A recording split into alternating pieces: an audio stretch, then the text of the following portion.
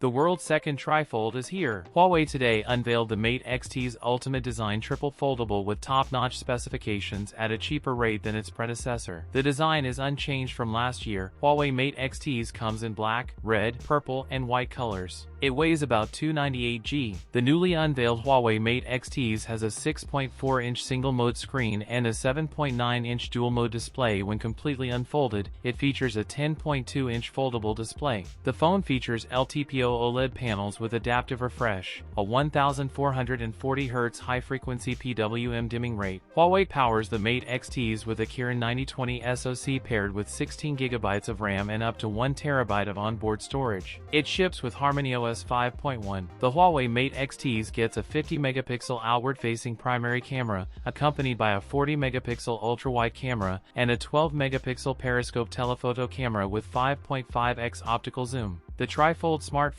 has a 5600 mAh battery with 66W wired, 50W wireless, and 7.5W reverse wireless charging support. The 16/256GB version starts at 17,999 Chinese yuan, $2,520 in China. That's it for today's video. If you enjoyed it, don't forget to like, comment, and subscribe for more content. Thanks for watching, and I'll see you in the next one.